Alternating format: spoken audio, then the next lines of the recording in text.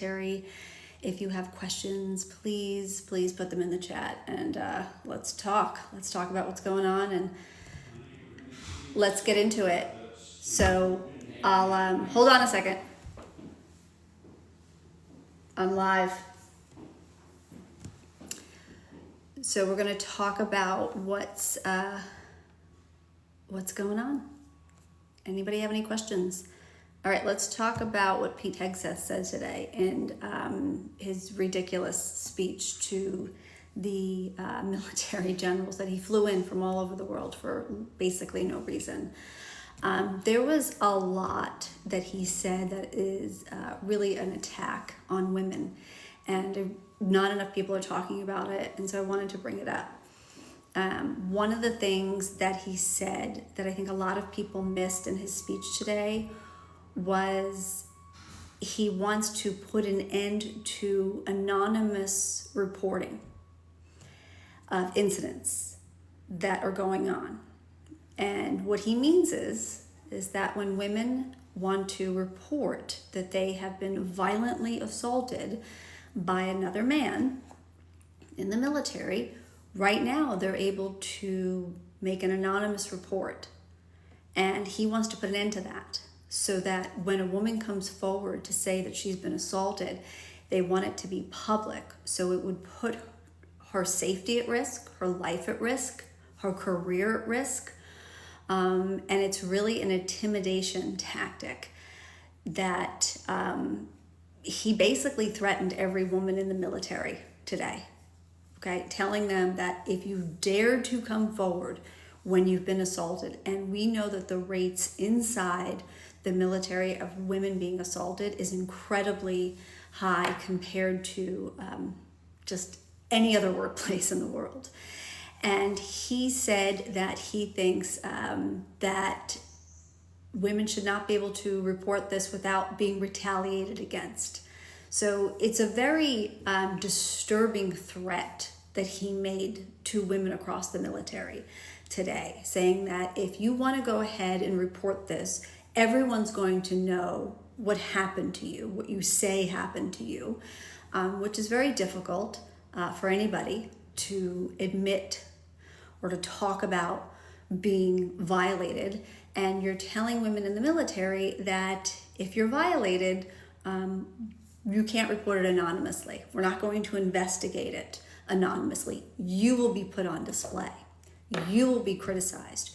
You will be ostracized for bringing it up. And that's a threat to women in the military. And then you go on, he went on to say that if women want to be in the military, they need to, they're going to redo all of the physical requirements so that women can't reach them. Well, we all saw Pete Hegseth doing his pull-ups. I'm not sure he could reach the physical challenges that he wants to put in front of people. And this is another attempt to remove women from the military, because I'm not sure if everybody understands that if you don't serve in combat, if he actively tries to keep women out of combat, then they are automatically disqualified for certain levels of promotions, for certain positions.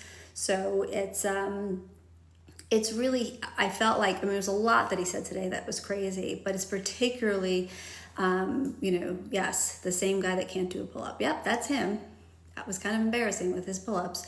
The fact that he went after women in the military, and we all knew this beforehand. We knew before he was officially nominated for the position, we said he doesn't want women in the military, because he said it in his book, he said it on Fox News, he said it in podcasts. And a lot of people said, that's crazy. That's not what he said. That's not what he's going to do. And now he's doing it. He's changing the requirements, the physical requirements, for no other reason than to just try to get some women out of the military. And to be honest, some men aren't going to be able to, get to those levels that he's trying to put in, because he himself can't get to them. But the other thing is that putting this thing in place where women can no longer report violence that they, extreme violence that women suffer. I can't say certain words on this app or they kick me off. Women can't they can no longer anonymously report this type of violence, that's a threat. Okay, that's a complete threat to what to any woman that dares to speak up after being assaulted, because sometimes after a woman has been assaulted, she's at the most risk for being reassaulted, for having something worse happen to her when she reports it. So that's where we are with that. All right, so we'll get back to Pete Hegseth. I wanted to talk a little bit also about the government shutdown. It's going to happen in a few hours. That'll be fun. Not really.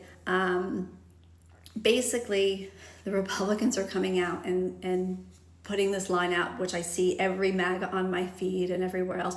They just sort of copy and paste this thing where it says they just want to say, Democrats want to save healthcare for illegal immigrants or undocumented people, which is actually not true. So one of the things is the ACA federal subsidies were cut.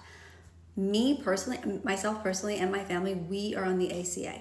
85% of the subsidies that I receive come from the federal government for my monthly premiums. I pay a pretty hefty monthly premium. I have a very hefty deductible. I have co-pays. It's not free healthcare. But without the federal subsidies for the Affordable Care Act, which is the reason we have the Affordable Care Act, it's these federal subsidies to make it affordable. By getting rid of those, me personally, my healthcare will go up 85%. And then it makes it very difficult to afford that. There are people in my family who need medication every single month to live, including myself. And I need to go see a doctor about every 12 weeks to have blood work done for certain conditions I have. And so it puts me in a really tough position. Do I shell out thousands and thousands of dollars each month? Do I try to pay out of pocket? If something really bad happens, then I'm kind of screwed. So I don't know what we're going to do. That is what Democrats are fighting for right now. They're fighting for the cuts that were made to Medicaid for U.S. citizens. Has nothing to do with illegal immigrants at all. It's U.S. citizens. They're going to kick certain people off. They're going to require that people fill out paperwork 3 and 4 times a year. Sometimes it's very difficult for people that don't know how to fill out that paperwork to remain on Medicaid. And there's really no reason for them to have to fill it out 4 times a year. So that's the other issue. And then there's a cost sharing. So right now, if you're on Medicaid, sometimes you have to pay $1, $4, to pick up a prescription. It doesn't seem like a lot, but for some people it is, and they want to raise that. It could be $50 for people to pick up a prescription, or $10 to go to the doctor, or $20 to go to the doctor. I remember a time in my life where $20 to go see a doctor, that was enough to make me stop and think about, do I really need to go? And it's not easy for some people to come up with that extra cash. And I don't know why people always say people are just living high off the free healthcare. What is healthcare? Is just access to a doctor. It's access to prescriptions that you need to live. It's not a new car. Healthcare is just, it's not like a luxury item. I don't know who enjoys going to the doctor anyway. I mean, I don't love going, but I have to go. It's just nice if I don't have to choose between eating and paying rent and going to the doctor. No, the cuts are made for non-citizens, lady. No, Kim, it's not. The cuts, I'm telling you personally, I am on the Affordable Care Act. And the cuts that they made are going to affect myself and my family. I own a small business, and I have for 15 years. And the reason I was able to start a small business is because I was able to leave a large corporation that I worked for many years, and because I was able to get healthcare outside of that large corporation. So a lot of people who own small businesses will be, they'll be forced maybe to close their small business and then go back to work for a corporation where maybe they can get healthcare. But if these cuts go through, unfortunately, all of the everyone's premiums are going to go up across the board, because health insurance companies, they're for profit, they make money. And if there's less people on the marketplace, on the exchange, they're going to raise rates for everyone. So think about it this way. You have people like college students, right? They're 26 years old. They come off their parents' plan. They don't have a full-time job yet. Some of them buy low-cost, affordable healthcare on the market, so they can still go see a doctor, so they can still get their prescriptions, so they can get mental health care. And those prices will be so unaffordable that they won't sign up anymore, and they're just going to risk it.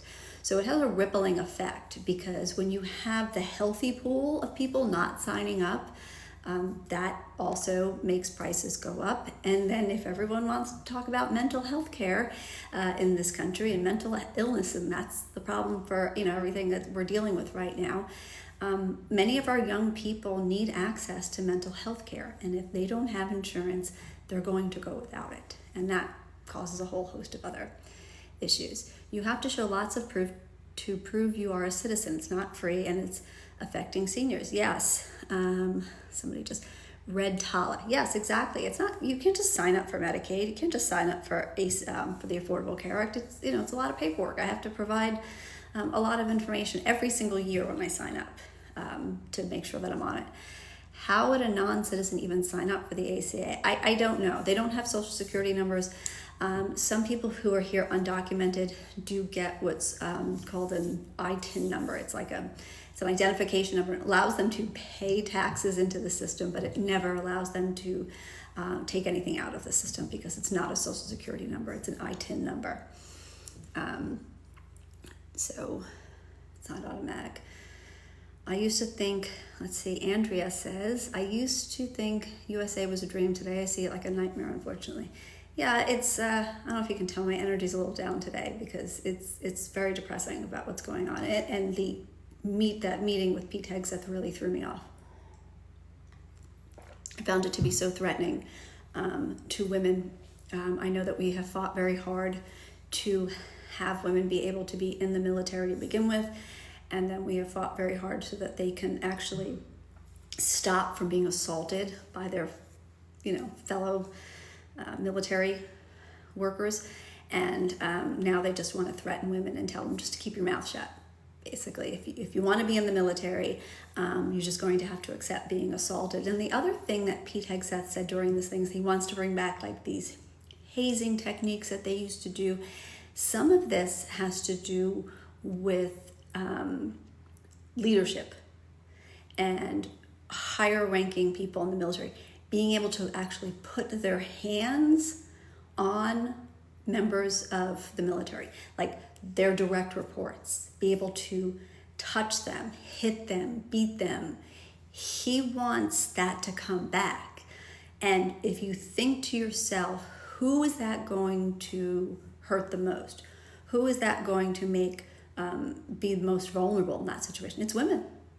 You put women in a military situation where men are allowed to physically touch them as part of just their everyday training. That's disturbing. What other job in the world is your manager allowed to just touch you for no other reason but to intimidate you? Because that's the purpose of hazing. Does anybody have any questions? Okay.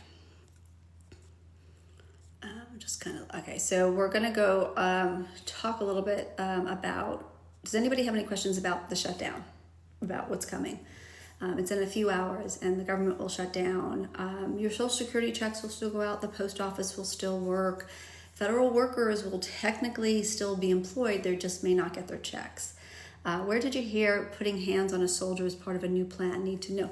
Pete Bad B said that. Pete Hegseth said that today in his speech to the military generals and other high-ranking officials. He wants to bring back I forget the exact name of it, but there's certain hazing techniques where military, whoever your superior officers are, or even people that are in the same rank, part of this hazing routine would be to be able to, inflict pain, touch people, which is kind of weird. I don't know why you want to do that. It's part of the 10 Commandments that he was setting out. Thank you, Jocelyn. Jocelyn says it was part of his 10 Commandments that he was setting out. Red Tal, I'm a disabled veteran. This is so scary. I'm sorry.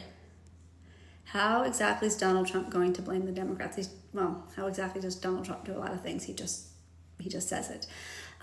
This is another thing about the shutdown that I'm not sure everybody understands. Yes, they do need, I think it's 7 or 8 Democrats to vote with Republicans in the Senate.